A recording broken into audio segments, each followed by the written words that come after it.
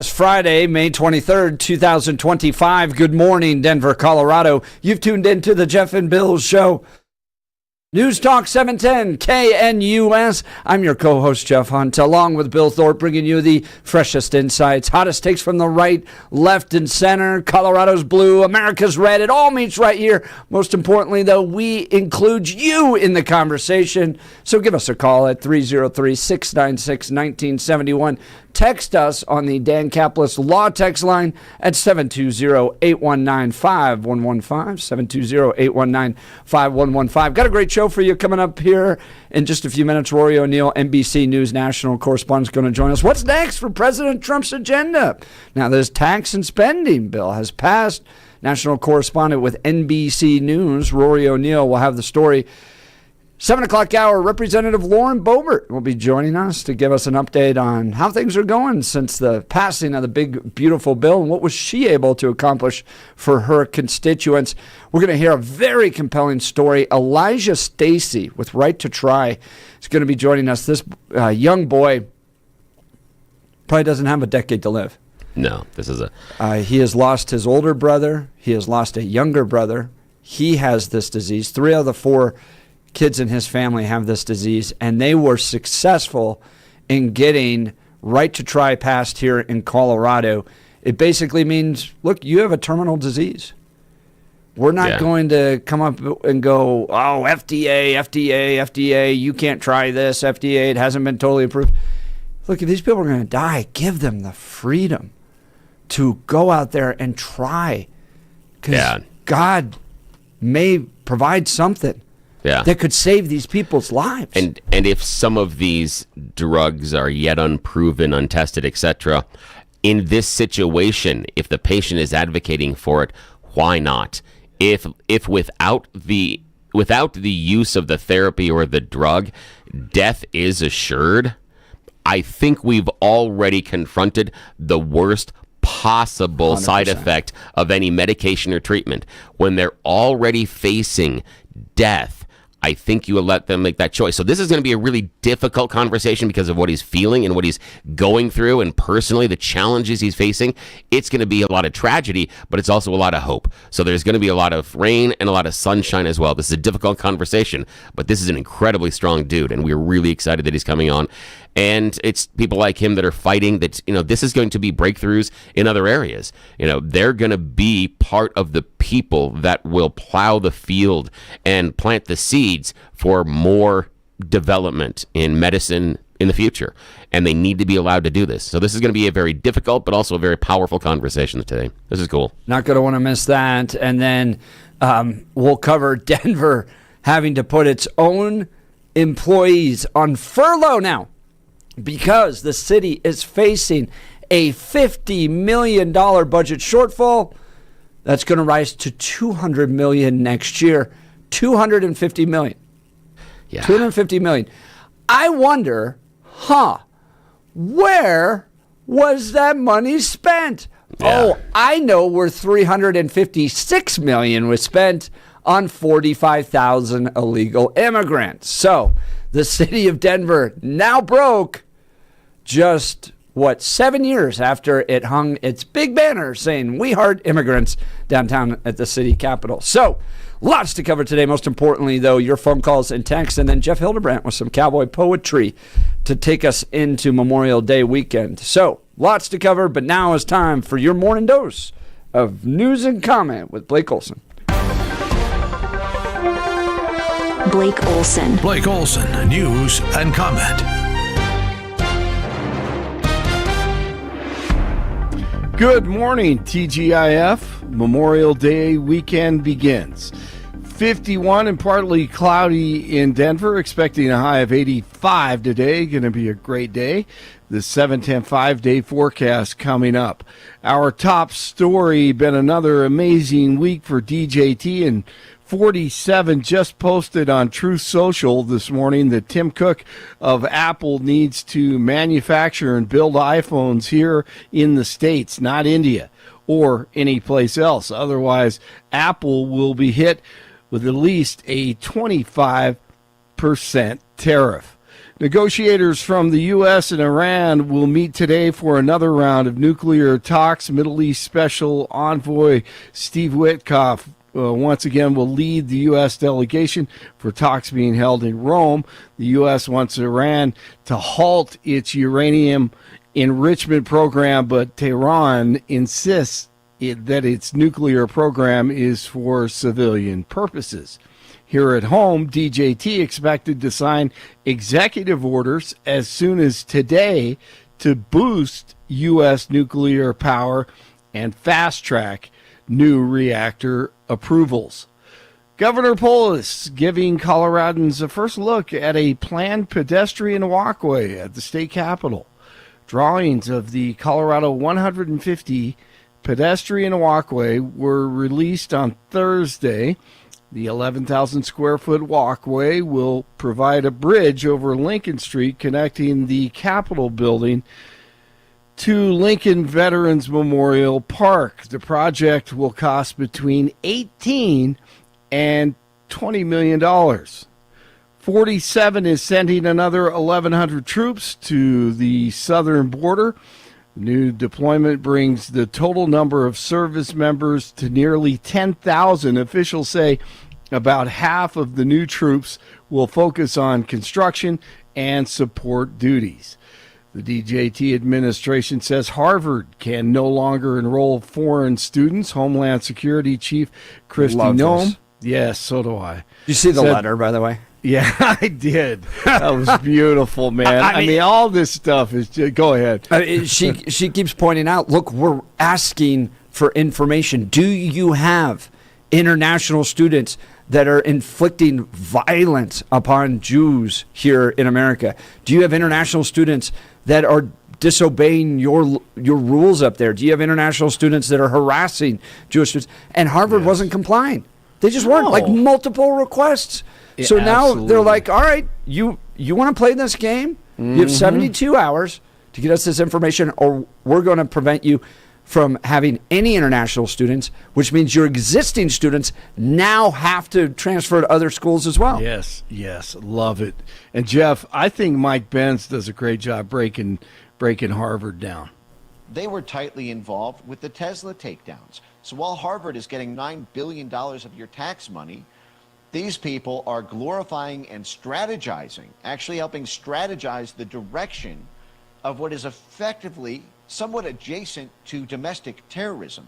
Arson, intimidation, destruction of private property, all for the political purpose of removing someone who isn't even the president from being able to advise the president.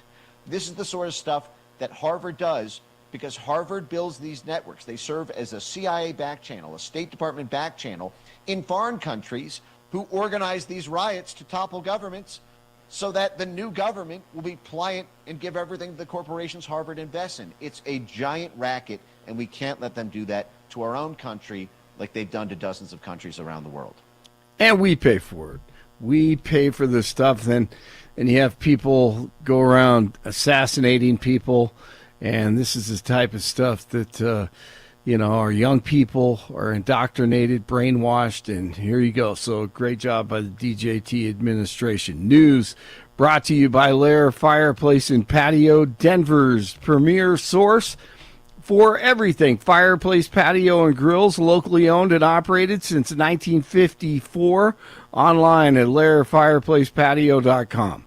Oklahoma City runs past Minnesota again. In the Western Conference Finals, Thunder rumbling and rolling, rumbling and not stumbling. Game 2, NBA playoffs in the Western Conference, and then Game 2, the Eastern Conference tonight. 49 in Glendale, 48 in Castle Pines, 51 in Denver. Oh, yeah, the Yankees in town this weekend take on the Rockies. All right, should be fun. Jeff and Billy continue. Blake Olson, News Talk 710, KNUS. Off into the low 50s.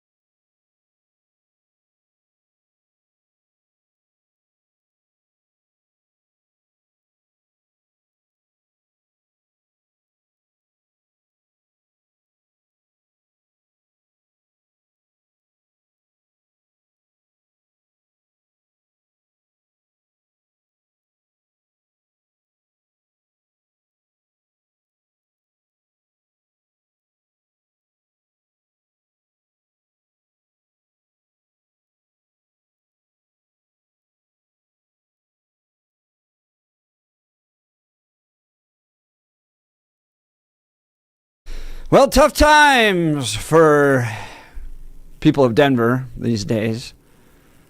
Denver mayor warning. This comes from CBS News. Denver mayor warning, tough times ahead, announces furloughs, layoffs amid $50 million budget shortfall this year. Denver Mayor Mike Johnston is blaming slow revenue growth and unsustainable city expenses. You bought a bunch of hotels for homeless people. The other part is the front end of that statement, the slow revenue growth, and that's taxes from businesses and sales tax. Yep. Half of the revenue from the city comes in from sales tax. Yeah, that's weird because we've been talking about 16th Street Mall. Now it's just 16th Street, and so that while Cha-ching! Yep, and congratulations so, on the $100,000 check with that. Exactly. So what I'm looking at is that I know you're focusing a lot on the spend, and I think the spend is an issue, and absolutely. And while I may have a different opinion on some of the immigration spend, I do harshly criticize, one, the accounting, two, the results. I understand where the heart was and why they wanted to make the change. I disagree with the results. The results have been absolutely awful. And so I'm in lockstep with you that it is wasted money, because if they would have spent it, we would have gotten what was promised, like getting them into working jobs and getting them into the system. Then guess what? They're paying rent and they're buying stuff and they're using the sales tax. And so they're revenue producers and they're tax revenue producers, but that all the money they spent didn't turn them into tax producers. That's a problem and a failure. It's also a failure with the reconstruction down Colfax and the reconstruction going on 16th Street, because you are curtailing the ability of those businesses to make money. We've been talking for months and months and months about the struggles of restaurants. There's your sales tax. I'm focused on the front end of this. You're going to be focused on the back end, and between the two of us, we're going to pound the crap out of the Denver mayor today, because this is ridiculous. It is your policies that are preventing the growth of the small businesses and even franchises downtown. There's a reason people don't want to come downtown. If you would have started a rebirth of downtown, and we have a laundry list that we've gone through of things to do down there, you can increase the revenues. I'm always the person that says, yes, you do need to tighten your budget when you are operating in a deficit. But the other thing you have control over is increasing the revenue. You always have the ability to go out and get a job that pays you more. If you want to change the balance sheet at your house, you also have the ability to control your debt. Both of those should be part of the equation. And Jeff's going to pound the mayor on his spending, and I'm going to pound him on the lack of revenue because of his decisions and where he's spending the money. Because they're progressives, what the solution will be for revenue issues. Because sales tax is the result of purchasing, right? Yes. So people go down, they're enjoying the city, restaurants, theater tickets, sports, games, all that stuff. They're spending their money. You're generating revenue off of that. No, they'll come in with we need to increase taxes on the wealthiest in order to do this. Now, Mayor Mike. Yeah, please. Get in real close to the radio here, because we have a solution. Yes, there's a solution. In fact, this solution has worked. I want to hearken you back to a certain press conference a few months ago when George Brockler, man who used to occupy the seat that I'm sitting in right now. We cleaned it since then, just saying. I love it, George. I know, there's a lot. Really had to scrub that one down. There was a steam cleaning, and there was a quarantine for a couple of weeks. George hosts a press conference along with Darren Weekly and others from Judicial District 23, which is Elbert County, Douglas County, parts of Arapahoe County. And they send a message to the criminals. You are not going to be doing crime in our communities anymore. You come and do the crime, you're going to do the time. And in fact, George was nice enough to come up with a map for you so you could take roads and drive around. Best visual aid ever. Judicial District 23. Good. So here's what that does, Mayor Mike, okay? First of all, it sends a message to the criminals, and we're not going to tolerate the crime. Yeah. You have stabbings taking place on the 16th Street Mall. People are worried to bring their families, and there's a law of physics that criminals and families will not occupy the same space. Okay? If you're tough enough on crime to make it safe for families to be there, well, then there's no criminals because you're tough on crime. If you're weak on crime, so much so that criminals are running around, well, families will self-select out. So it's a law of physics. So it will send a message to the criminals. But more importantly, Mayor Mike Johnston, it will send a message to the families that the city of Denver is now a safe place to bring your kids. That's not going to happen overnight, all right? It took us years to get to where we are. It's going to take us years to get out of it. But you send a strong message. So I call the station. I'll give you George Brockler's phone number. I'm sure you have staff that can get a hold of it. George, who should be leading the state as Attorney General, by the way, right now. Yes. He will help you because he's delivering on this.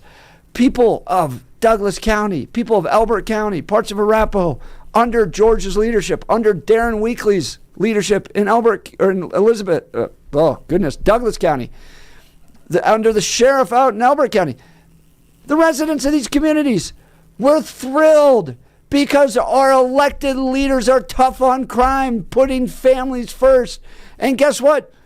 We're spending money. We're going out. We're enjoying all the great things that Douglas County has to offer. So, Mayor Mike Johnston, this is not a complicated problem to solve. That's on the 16th Street Mall.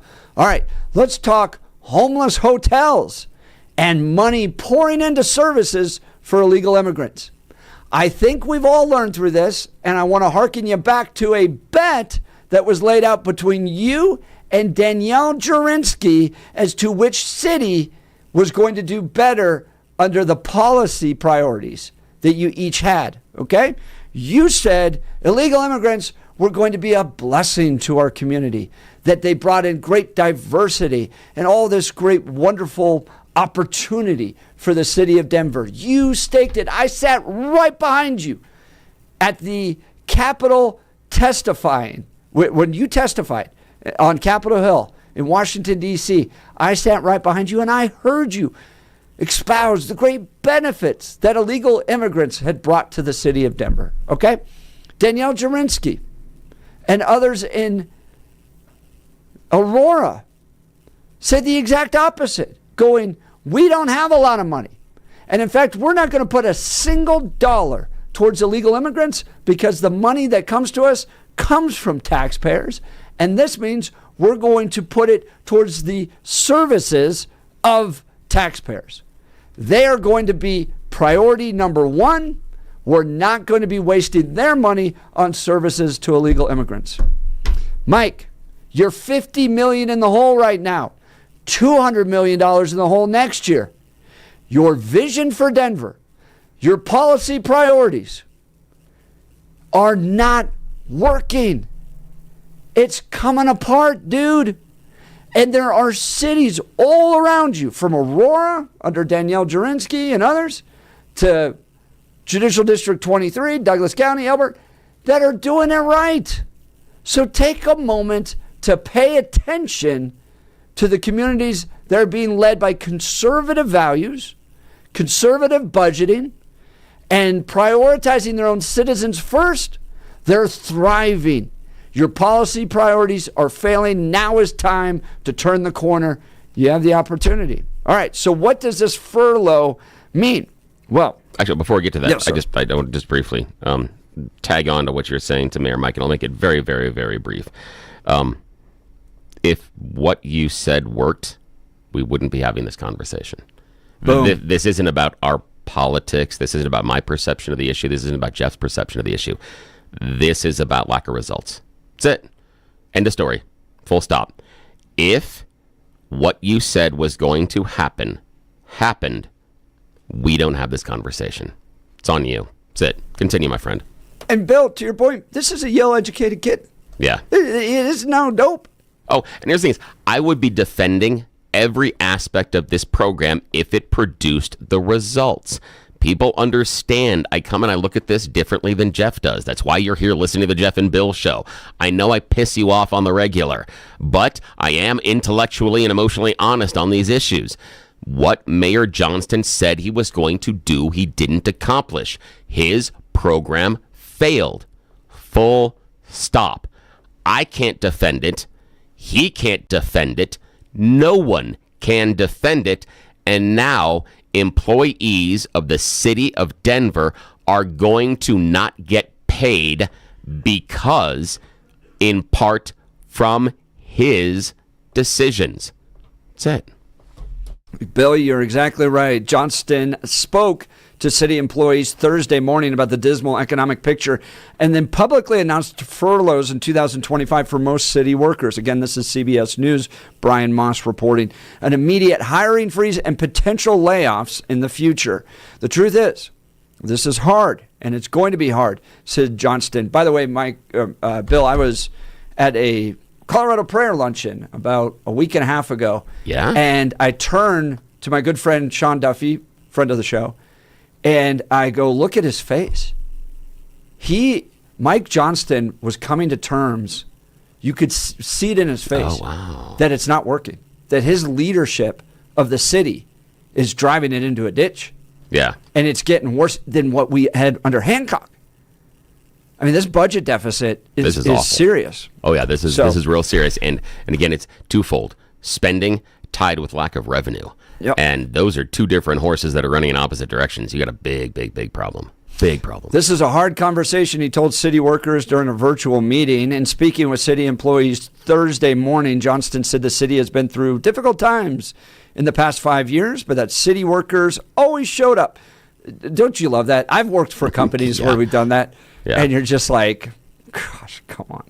Yeah, it is. And we always showed up into the job because the paycheck cleared. Yeah. Do you understand the relationship we have here? This is not a voluntary organization. This is not a passion project. Yep. This is not something I'm doing for senior graduation. I'm not trying to earn a merit badge. We have an agreement here. I show up, I do the stuff, you give me the monies. That's how this works. It would be shocking for any employer to go, we have people that are hardly committed, they don't show up and do anything. What the hell? That is such the nothing line from a politician. Just Johnston ridiculous. says our revenues are flat and there was zero growth in revenue last year, this year, and anticipated zero growth next year. He said the plan is to decrease costs of city operations. Well, yeah, maybe not paying for 6 months of rent for illegal immigrants, and look at options to generate revenue with an increase in tax revenue generation. So what does this mean? Well, there's going to be furloughs for employees, 2 fixed days. Right now, August 29th, the Friday before Labor Day, November 28th, the day after Thanksgiving. He said the city would shut down on those fixed furlough days. Yeah. Sorry, city's closed. Moose out front should have told you. Yeah, he brought family out for Thanksgiving. Yeah. That's all right. I'll call Sorry. It's closed, yes. Some city employees will be subject to as many as 7 furlough days, depending on their salary level. All of our senior cabinet members and myself will take the largest number of furlough days offered to employees. That tiered balance both helps us save $10 million and helps us protect those city employees who are struggling the most. Bottom line, though, it is a revenue problem. Half your revenue is coming through sales tax. Mayor Mikey, you got to get very serious on cleaning up the city. You just can't have people on drugs living in tents around the city. You can't have crime on 16th Street Mall. You got to get very, very serious. And you have examples of leadership all around you. And you are taking a different road. And it is clear that it is not working. So Mayor Mike Johnston, big, big problems. And next year, $200 million budget shortfall anticipated. This is about to get really, really bad in the city of Denver. All right. Now, what is next for President Trump's agenda now that his tax and spending bill is passed? Well, joining us is NBC News national correspondent Rory O'Neill. Good morning, Rory. Happy Friday to you. Yeah, happy Friday for the second time. Roy and I were just talking off the air. He thought yesterday was Friday, too. So he gets 2. I don't think that's a blessing, though, Rory. How are you? I'm doing well. Yeah, what is next for Trump 2.0 or Trump post big, beautiful bill, I guess? First they've got to get that thing through the Senate. So they'll be taking this week off on Capitol Hill. I think a lot of behind-the-scenes wrangling will be happening as the Senate tries their version of this plan that permanently keeps in place the tax cuts that were passed during the first Trump administration, rolls back some other tax credit programs for under the Green New Deal kind of thing, and makes changes to Medicaid and a few other programs as well. So he's going to keep right on moving. He's got also tariffs that he's debating. We're getting breaking news now that Trump's threatened to impose 50% tariffs on products from the EU. So he's not slowing down this time. No, and yeah, let's see how the markets respond on this Friday when half of everyone has already got one foot out the door. But right, he's proposing 50% tariffs on goods imported from the EU. This, I guess, would be separate from the UK deal, since the UK is no longer part of the EU. And he wants a 25% tariff on iPhones and Apple products that aren't made here in the U.S. It's Rory O'Neill, NBC News national correspondent. Now, we've heard, though, that they want to try to get this bill done by July 4th, Trump's big, beautiful bill, to the president's desk by July 4th. That seems like it's a long way away. Are they anticipating weeks of debate in the U.S. Senate? Well, they're already on vacation next week, right, for the holiday, and then they don't come back until Tuesday of the week after. So now we're suddenly, you can see how the time starts going away. They don't work very hard. So now their staff will, their staff will, but the actual number of hours that senators spend on the floor is pretty minimal these days. Now, I got a question for you, Rory O'Neill, NBC News national correspondent.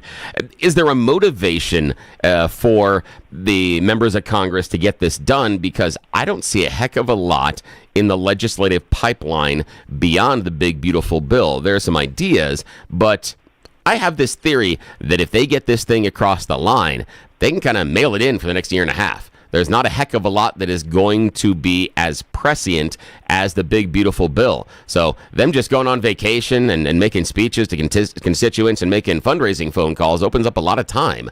Is there anything else in the pipeline that you've been hearing that may be the focus that might change how they view the big, beautiful bill and make it more important to get it passed? Or is this just go on vacation card? It's go on vacation card, and it's a big, beautiful bill because it has most of the president's agenda in it. Now, let's see what happens in the Senate.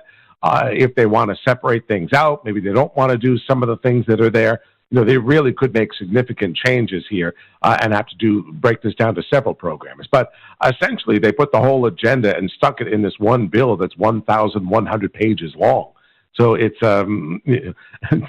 careful what you wish for. A lot of people don't want Congress to do anything at all, let alone pass bills that are 1,100 pages long.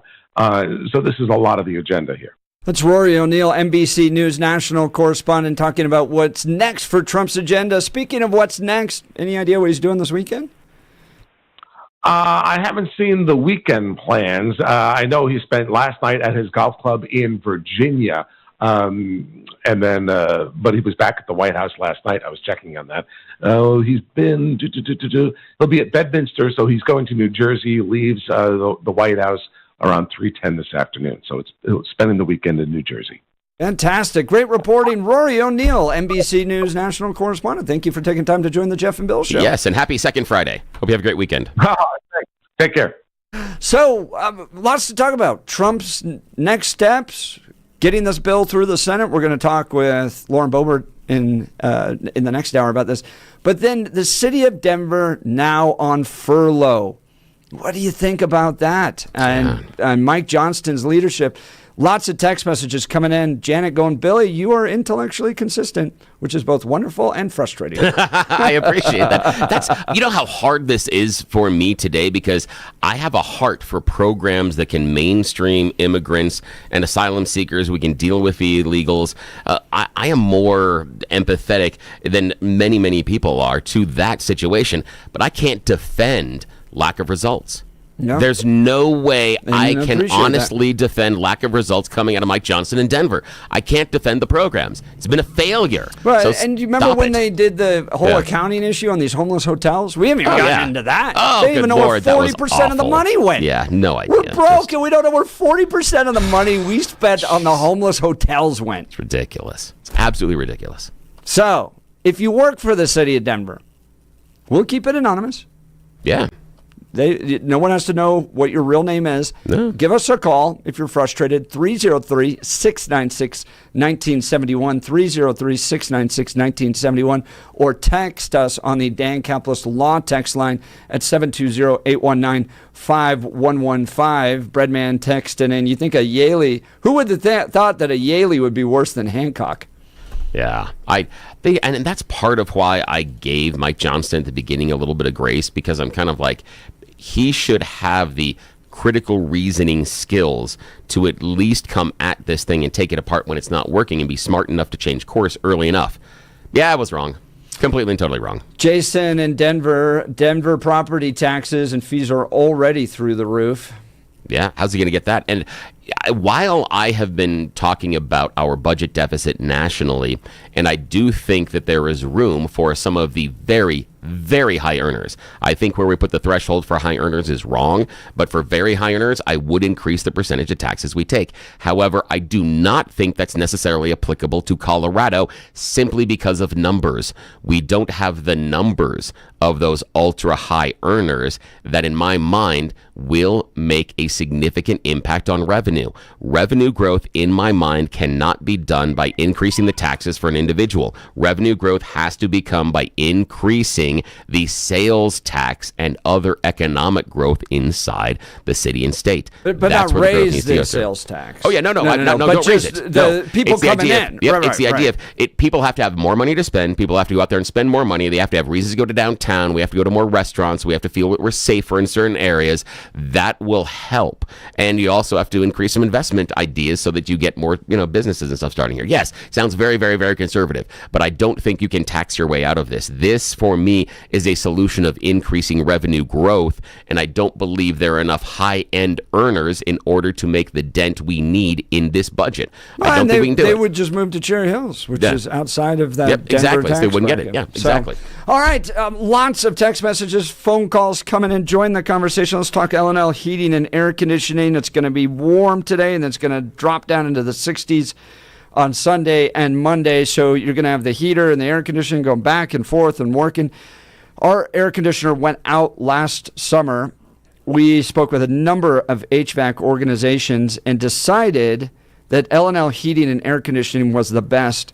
They came in, one-day installation, no stress, personal service from start to finish, followed up to make sure that everything was perfect, absolutely nailed it. Our home is comfortable no matter what the weather, and with L&L heating and air conditioning, we got peace of mind. Here's some of their deals right now.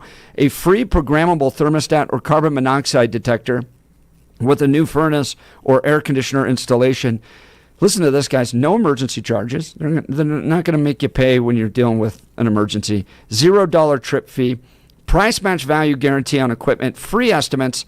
Licensed and insured, and a 5-year labor warranty. Everything looks great, or everything works great and looks great, and our family couldn't be happier. So if you're looking for fast, honest, reliable service, I highly recommend L&L Heating and Air Conditioning. 720-851-1691.